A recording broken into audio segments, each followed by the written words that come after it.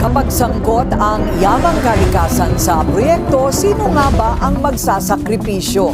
Yan ang katanungan ngayon sa gitna ng isinusulong na Pax Silica Project ng gobyerno. Tungkol sa pagpasok nito ng Pax Silica, ito po ay para sa atin at para sa mga kababayan natin.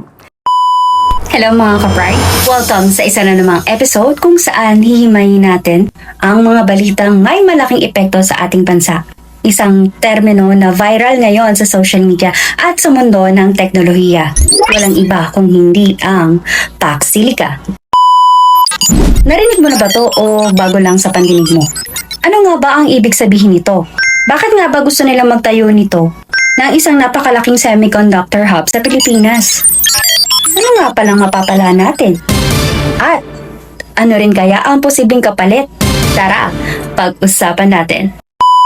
Alam nyo ba na ang Pax ay nanggaling sa salitang Latin na ang ibig sabihin ay kapayapaan o isang panahon ng katatagan? Ginagamit din ito sa kasaysayan katulad sa mga terminong Pax Romana o Pax Americana na tumutukoy sa katatagan o panahon ng katatagan sa ilalim ng isang napakalaking bansa. Samantala, ang silika naman ay tumutukoy sa silikon. At alam nyo ba na ang silikon ay ang pangunahing materyales na ginagawa o ginagamit sa paggawa ng mga semiconductor chips, ang utak ng mga computer, smartphones, AI servers, at lahat ng modernong electronics. Sa madaling salita, kapag pinagsama natin ang Pax at ang silika, nangangahulugan ito ng pandaigdigang inisyatiba kung saan naglalayo na magkaroon ng mas ligtas at matatag na supply chain para sa AI, semiconductor manufacturing, at iba pang high-tech industries sa pamamagitan ng mga trusted partners ng mga bansa. Bakit nga ba napili ang Pilipinas? Alam nyo ba, nito lang April 17, 2026, tayo ay naging ika-13 bansa kung saan lumagda ang Pilipinas sa Pax Silica Declaration. At kasabay nito, inanunsyo na ang New Clark City sa Capas, Tarlac ang magiging unang AI, Native Industrial Acceleration Hub ng programa. At plano nilang mag-develop ng higit kumulang sa 4,000 hektarya ng lupa para sa kabilang dito ang para sa hyperscale AI data centers, semiconductor manufacturing, advanced electronics, AI research facilities, renewable energy infrastructures, logistics at high-tech manufacturing.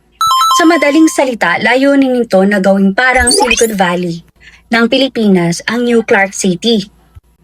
At alam niyo ba na ayon sa kasunduan na nasa framework agreement pa lamang, nakapaloob dito na nagkasundo ang Pilipinas at Estados Unidos na magtutulungan para sa AI infrastructure, semiconductor supply chain, critical technologies, economic security, investments, at protection ng strategic industries. Ngunit ayon sa mga ulat, patuloy pa rin pinag-uusapan ang patungkol sa eksaktong gastos, hangganan ng proyekto, at maging ang staffing at operational arrangements. Sa madaling salita, hindi pa ito ang final contract. Kumbaga, isa pa lamang itong roadmap. Siyempre, hindi naman itatayo ito kung walang magandang pangako, di ba? Natin. Ginawa po namin yung master plan ng Clark City mga taong 2017. Pinag-aralan na po namin ang iba't ibang geo-hazard and conditions, environmental conditions. At nakakatuwa naman po, marami pong siyang water tributaries, no? Maraming ilog doon, maraming waterways, at nakasaad po sa aming master plan, hindi namin sisirain naman yan, hindi namin sila i-disturb. Ayon sa BCDA, maaring makalikha ang proyekto ng mahigit 130,000 high-quality jobs. Talaga ba? Masabi, hindi lang ito basta-basta call center jobs dahil kabilang dito ang engineering o AI engineering, semiconductor specialist, data center operators, cybersecurity experts, at software developers.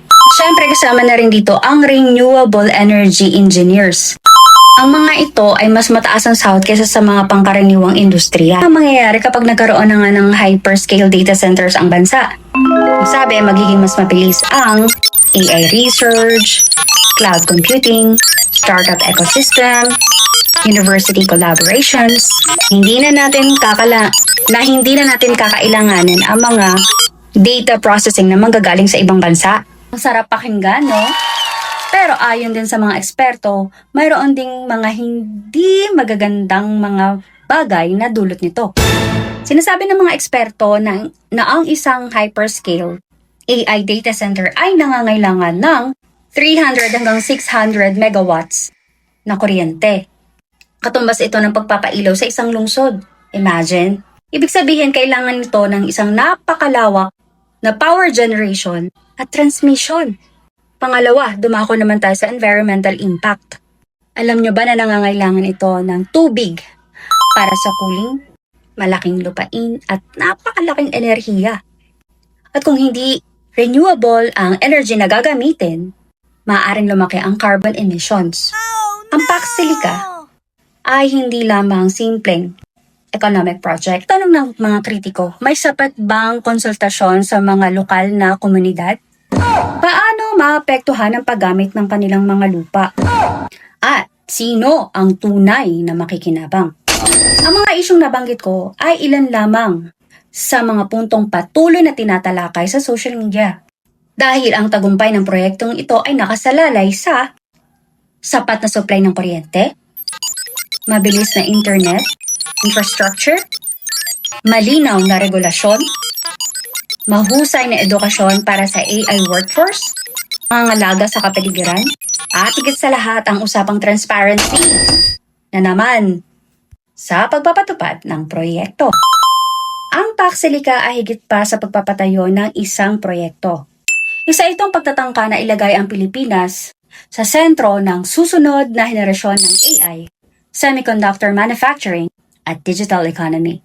Ang malaking tanong, handa na nga ba ang Pilipinas na maging isa sa mga pangunahing AI hub sa Asia? At paano naman natin masisiguro ang ating benepisyo na mas mararamdaman na mas nakakaraming Pilipino?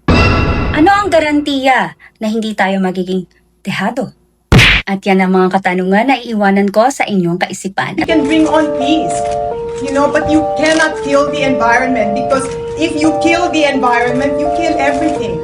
At muli, ako po si Chris at kayo'y sumusubaybay dito lamang sa White Lion Returns. White lion prowls through the haze, stronger now in 1,000 ways. Untamed heart, untouchable gaze.